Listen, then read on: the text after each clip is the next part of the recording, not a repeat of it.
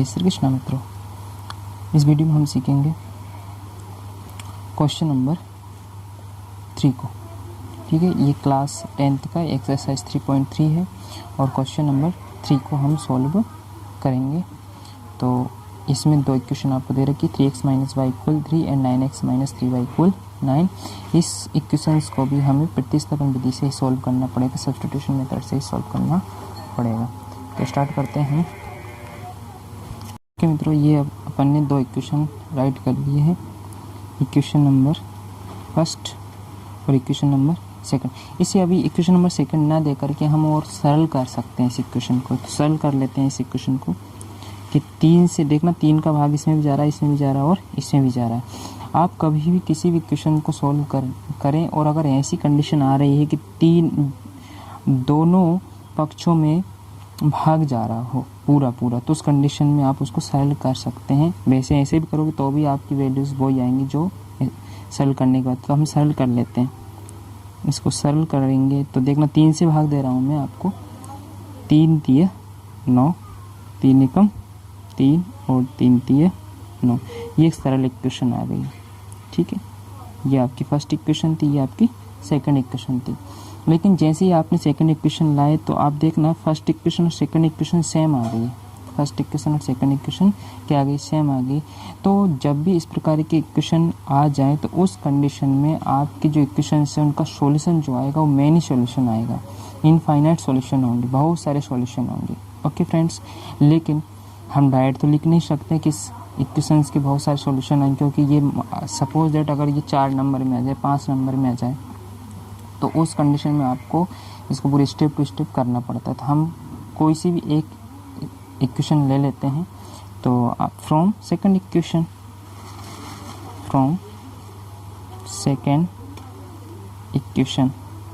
तो equation from second से ले लिया आपने समीकरण नंबर 2 से। ठीक है, तो आप देखिए इसमें ये 3x - y इक्वल में कितना है 3, और 3x y कहाँ चला गया आपका, इस 3 के पीछे किसका हो गया, प्लस का। फिर क्या हुआ 3y प्लस और अपॉन में कितना लिखेंगे अपन, 3 लिखेंगे। ये इक्वेशन नंबर कौन सी आ गई आपकी, थर्ड आ गई। ऐसा हम हर बार करते आ रहे हैं क्योंकि सब्स्टिट्यूशन मेथड है।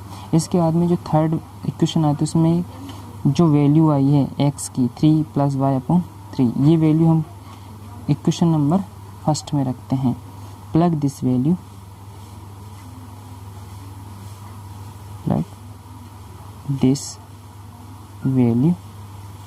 In equation first. ये है मान समीकरण नंबर 2 में रखने पर, 1 में रखने पर। समीकरण नंबर 1 कहाँ, ये रहा। तो 3x - y इक्वल में 3। अब देखना यहाँ पे 3 और ये x है, x का मान यहाँ पे आपको कितना है, दे रखा है 3 + y अपॉन में कितना है 3। नेक्स्ट देखिए फ्रेंड्स, ये थोड़ा सा मिस्टेक हो गया था अपन से कि यहाँ पे जैसे हमने x की वैल्यू रखी तो 3 + y/3, ये लिखा 3 + y/3, और ये आपको ऑलरेडी 3 से 3 आपका कैंसिल आउट हो गया। फिर क्या था -y, ये -y और इक्वल में कितना आ गया 3। अब हमारे पास यहाँ से क्या बचा, 3 + y, वो कहाँ लिखा आपने 3 + y, और यहाँ से बचा आपका माइनस का y, ये माइनस का y और इक्वल में कितना था 3, वो इक्वल का 3। अब यहाँ देखिए आप आगे क्या हुआ, ये y से y क्या हो गया, कैंसिल आउट हो गया। ठीक है, 0 हो गया। इधर से क्या बराबर के इधर क्या बचा आपका 3, ये 3, और बराबर के इधर क्या बचा है 3। अब ऐसी सिचुएशन जब भी आ जाती है तो इस इक्वेशंस का जो सॉल्यूशन होता है वो अनेक हल के रूप में आता है, अनंत हल होते हैं। तो हम यह लिख सकते हैं इस स्थिति में निकाय के अनंत हल होंगे। इंग्लिश में हम क्या लिख सकते हैं, इन दिस सिचुएशन या इन सच कंडीशन। यह लिख देता हूँ मैं, in such condition, equations will be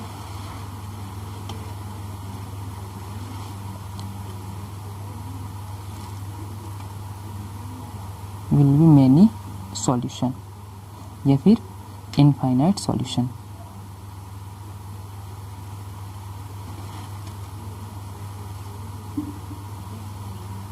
solutions या फिर आप लिख सकते हैं इनफाइनाइट सॉल्यूशन, इनफाइनाइट सॉल्यूशन।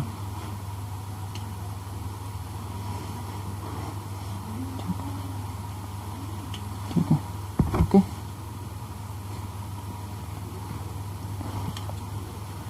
मैं हिंदी में लिख देता हूँ। इस स्थिति में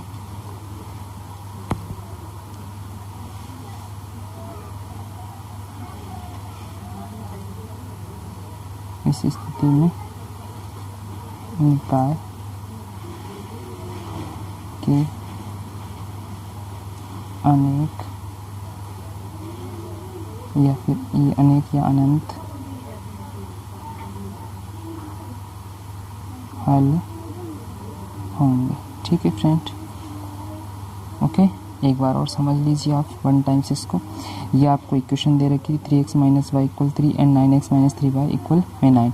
जब भी आपको किसी भी इक्वेशन में ऐसी कंडीशन आ जाए कि आपकी जितनी भी जो टर्म दे रखी है वो किसी एक टेबल से डिवाइड हो रही है, सिंप्लीफाई हो रही है, तो सिंप्लीफाई कर देते हैं।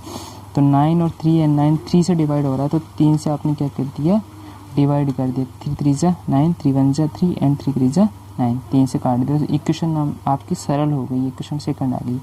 फिर आप क्या करते हैं, किसी एक और दो में कोई एक इक्वेशन यहाँ पे लेते हैं। तो मैंने ले लिया समीकरण नंबर 2 से, मैं लिख सकता हूँ हिंदी में, हिंदी मीडियम वालों के लिए समीकरण 2 से, समीकरण 2 से। इसके बाद में क्या किया, इस इक्वेशन 2 को मैंने यहाँ लिख लिया 3x - y = 3। इन दोनों वेरिएबल में से एक वेरिएबल पीछे ले जाएंगे, या तो x को या फिर y को। मैं y को ले गया पीछे, ये प्लस y, ओके। फिर ये 3 कहाँ पे जाएगा, नीचे। इक्वेशन नंबर कौन सा आ गई आपके पास में, थर्ड। ठीक है, यह मान इक्वेशन नंबर 3 में किसका मान आया, आपका x का मान आया इक्वेशन के फॉर्म में। ठीक है ना, तो यहाँ लिख सकते हैं यह है मान समीकरण 1 में रखने पर। ठीक, ये हिंदी मीडियम वाले ये लाइन लिख सकते हैं। ये इंग्लिश मीडियम वालों के लिए, ये हिंदी मीडियम वालों के लिए होगी। आगे चलते हैं। अब इक्वेशन 1 में रख रहे हैं, तो इक्वेशन नंबर 1 यहाँ पर है, इसको हम यहाँ पर 1 टाइम्स राइट कर लेते हैं। 3x - y = 3। अब यहाँ देखिए आप, जैसे ही x का मान यहाँ से लिखा, ये 3y + 3, ओके। तो 3 से 3 कट चुका है। तो इसके बाद में आपके पास जो जो वैल्यूज़ बची हैं, 3 + y बचा वो इधर लिख दिया, ये माइनस y बचा है वो यहाँ लिख दिया, यानी बराबर में क्या बचा आपका 3 बचा, ओके फ्रेंड। और यहाँ प्लस का y माइनस का y कैंसिल आउट हो कट गए, तो इधर से बचा 3 बराबर में 3। यहाँ पर ये हुआ, यहाँ पे x और y के मान कितने होंगे, अनंत होंगे। कितने होंगे, अनंत होंगे। तो इस कंडीशन में, in such condition equation will be many solution और इनफाइनाइट सॉल्यूशन। इस स्थिति में निकाय के अनेक या फिर अनंत हल होंगे। और यही आपके ये सवाल समाप्त हो जाएगा। जय श्री कृष्ण मित्रों, इस वीडियो में हम सॉल्व करेंगे क्लास 10th का एक्सरसाइज 3.3 का क्वेश्चन नंबर 1 का पॉइंट नंबर 4। ठीक है, इसको हम प्रतिस्थापन विधि से सॉल्व करेंगे। तो हम इसको 1 टाइम्स लिख लेते हैं, ये मैंने इसको लिख रखा है। ठीक है, अब देखना फ्रेंड, यहाँ पर इस इक्वेशन में क्या है, सभी में पॉइंट लगे हुए हैं। तो पहले तो मैंने आप पहले ही बता चुका हूँ कि इक्वेशन को जितना सरल हो सके उतना सरल कर लेना चाहिए। ठीक है, तो आप इन इक्वेशन से पॉइंट हटा लेते हैं। क्या हटा लेते हैं, पॉइंट। तो आपने देखा है प्रत्येक में 0.11 डिजिट बाद पॉइंट लगे हुए हैं। तो इस पॉइंट हटाने के लिए क्या करते हैं, 10 का मल्टीप्लाई कर क्या कर सकते हैं, पॉइंट हटा सकते हैं। या फिर आप पॉइंट से हटा और नीचे क्या लिख सकते हैं, पॉइंट का 1 और नीचे 10। इस प्रकार से पॉइंट हट जाता है और फिर 10 से मल्टीप्लाई कर देते हैं। लेकिन अब एक डायरेक्ट ट्रिक दिखाता हूँ, आप क्या लिख लीजिए यहाँ पर, 10 का गुणा दोनों इक्वेशन में करने पर मल्टीप्लाई बाई 10। ठीक है, तो आप 10 का गुणा कर लीजिए, 10 का गुणा दोनों इक्वेशन में करेंगे। ठीक है ना, ये दोनों समीकरण में करने पर। ऐसा क्यों कर रहे हैं? क्योंकि हमारा ये पॉइंट हट जाएगा। तो जैसे पॉइंट हटेगा तो यहाँ देखना, यहाँ पे आ जाएगा आपका 2x और ये 3y और ये हो जाएगा आपका 13। यहाँ से आ जाएगा 4x और यहाँ से हो जाएगा 5y और यहाँ पे आ जाएगा आपका 23। तो यहाँ पे क्या किया आपने? Multiply by 10 in both equations. ठीक है, दोनों इक्वेशंस में आपने 10 का गुणा कर दिया। 10 का गुणा जैसे ही किया तो ये पॉइंट आपके हट जाते हैं।